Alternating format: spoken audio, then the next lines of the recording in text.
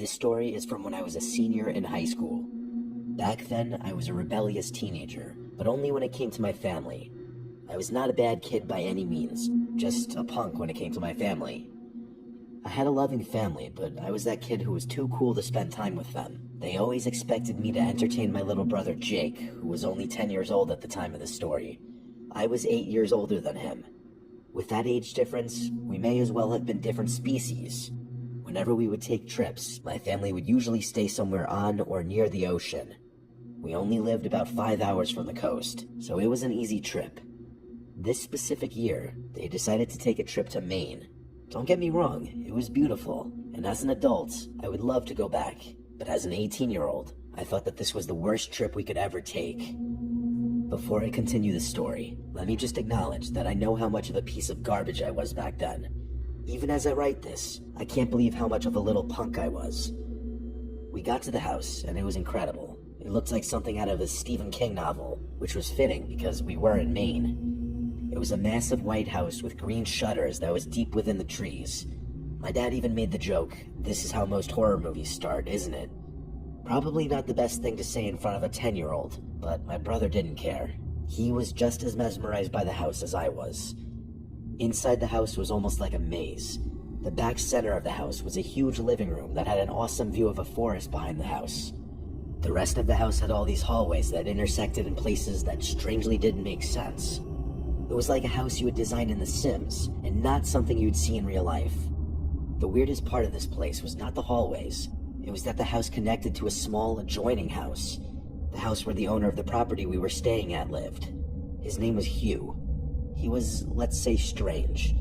He was tall and wore this very old sweat-stained bucket hat. His teeth were very yellow, but it wasn't his physical characteristics that stood out. It was his personality. He was goofy and loud, a bit eccentric even. He welcomed my family and acted very friendly toward us. He kept referring to how kind folks from Maine were. My family's polite and nodded along with him while he was talking to them. He told us that he was right next door if we needed anything, and other than that, we wouldn't hear or see him for the entire week. We weren't thrilled about having this person basically in the same house as us, but there was nothing we could do now, and we just decided to make the best of it. Well, my family decided to make the best of it. I was being the worst and telling my family that I wanted to leave. I was looking for any excuse to leave and come home. The first morning there, while we were eating breakfast, my parents told us that we were going on this great hike. I told them that I didn't want to go. After a little back and forth, they decided to let me stay at the house, and the three of them were going to go on the hike. The main reason I didn't want to go was that right before vacation, I had just started dating this girl, Danny, and I wanted to talk to her.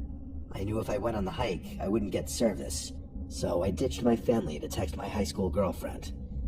I was telling Danny about the house and sending her pictures of the weird layout. When I told her about the adjoining house, she didn't believe me. I told her I was going to send her a video to prove it. At the end of one of the hallways was a door. I sent her a video telling her that behind that door is Hugh's house. She still didn't believe me, so I sent her a video.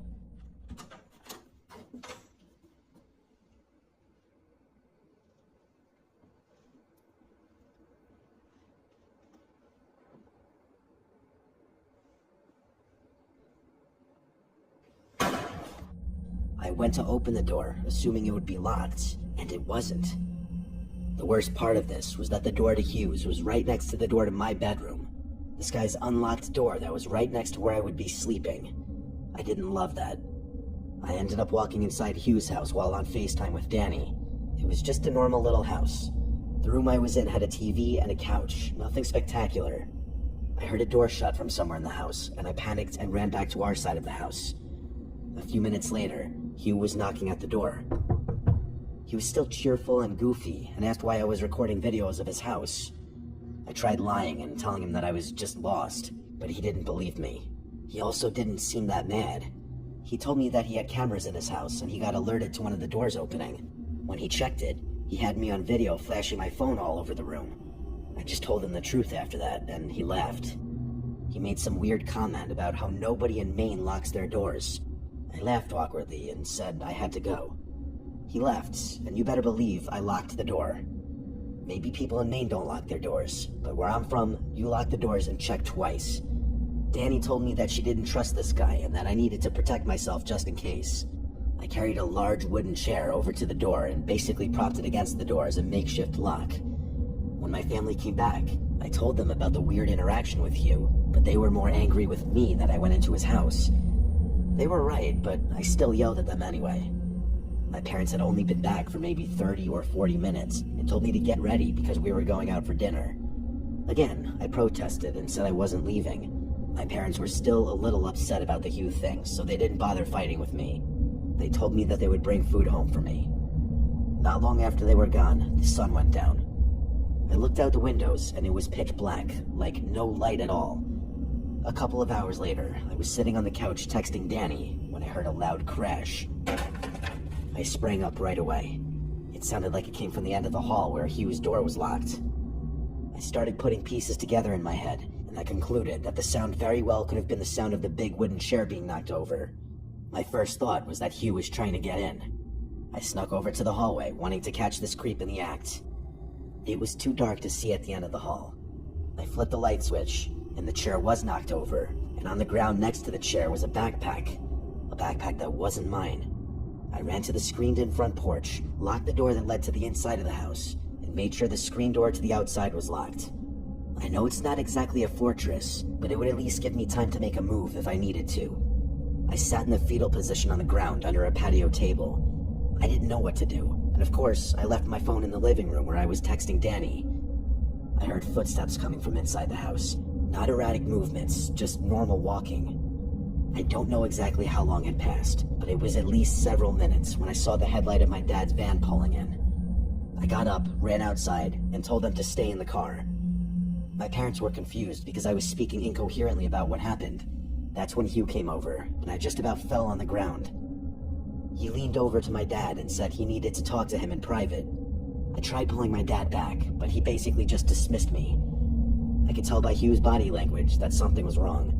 He wasn't being gleeful and silly anymore. He looked like he had seen a ghost. My dad shook Hugh's hand, turned to me, and told me to get into the van. He said that we needed to go somewhere quickly.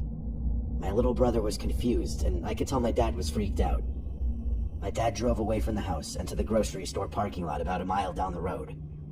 Just minutes later, we saw several police cars drive by the parking lot. We all started yelling at my dad to tell us what was going on, and he was honest with us and told us everything. Hugh also heard the loud noise. He got an alert that his camera had been set off.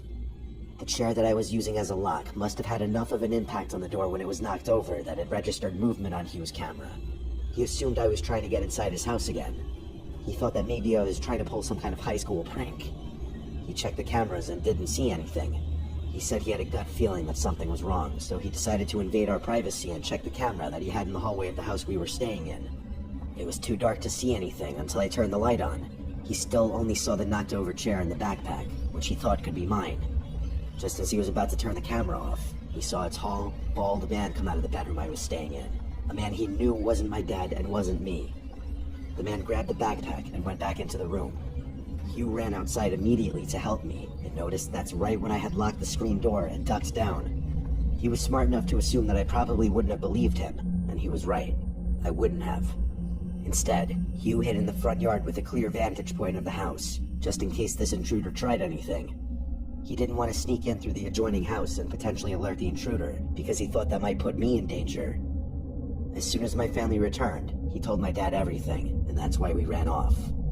We were only in the parking lot for a few minutes when Hugh called and said that the police chased the man into the woods and they hadn't caught him yet. He told us to remain there and that he would grab all our things and bring them to us. We stayed at a hotel that night and drove home the next morning. If I hadn't acted like a spoiled kid and stayed at the house, all this could have played out much differently. It could have been a lot worse. A few months later, my dad reached out to Hugh and asked him if they ever caught the guy. They never did. Even with all Hugh's cameras around the property, they still didn't know how he got in, or even what his intentions were. He could have just been a homeless man looking for shelter. At least that's what I told myself back then, so I could sleep at night. Sometimes the scariest things that happen to us aren't always face-to-face interactions. Sometimes it's just people hiding in plain sight.